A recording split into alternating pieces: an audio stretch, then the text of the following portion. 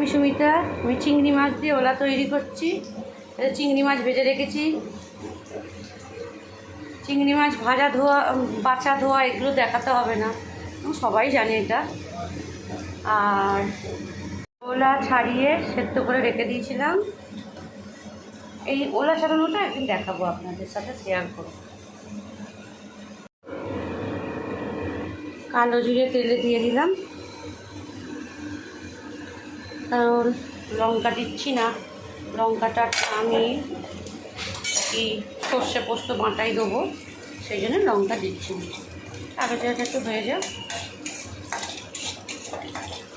পুড়ে গেলে হবে না, কিছু স্বাদ নষ্ট হয়ে যায়।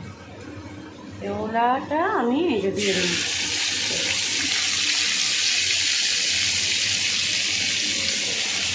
এটা হচ্ছে সাঁতরাগাছির ওলা। দেশি ওলাটা ভালো লাগে না, ফুটফুট করে, তা সাঁতরাগাছির ওলা। এবার একটু ভাজা ভাজা হয়ে যায়। হলুদ দিয়ে দিয়েছি। এবার এটা ভাজা ভাজা হতে থাকে। সর্ষে মেটে নেবো, মেটে নিয়ে দিয়ে দেবো। প্লেন কাঁচা লঙ্কা দিয়ে সর্ষে, আর সর্ষেটা বাটার সময় একটু নুন দেবো।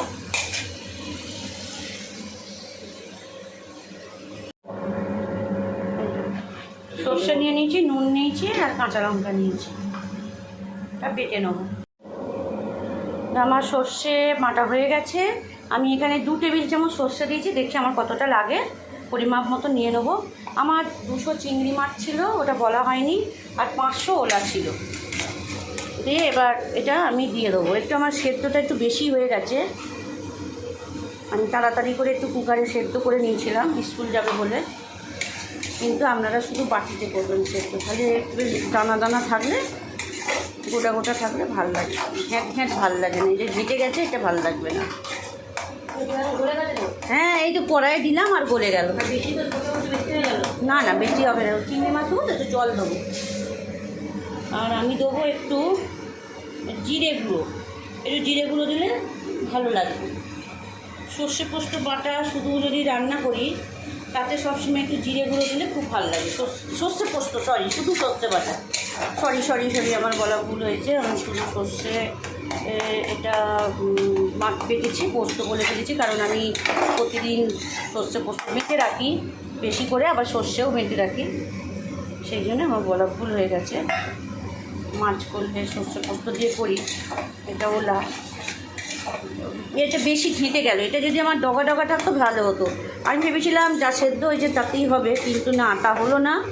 কিন্তু অন্য কোনো দিন যদি আবার করি আমি ওলা, হয়তো হবে নিশ্চয়ই। এখন বর্ষা পড়েছে, ওলা তো হবেই।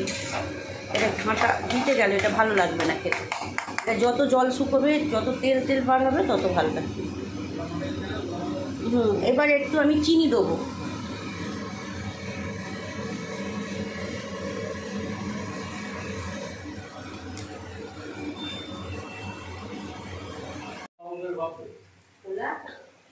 আমি একটু চিনি দিয়ে দিলাম। আমার বর মনতোষ বলছে কি, তুমি ওলা করছো, লোকে ওলা উবের ভাববে, কিন্তু আমার তো মনে হয় ওলা উবেরটা ভাবাটা উচিত নয় রান্নার জিনিসে। এটা হচ্ছে ওল গাছের কাণ্ড। আমি একটু চিনি দিয়ে দিলাম। এবার নুন মিষ্টিটা চেক করে নেবো, দেখি। নুনটা দেখে নিলাম।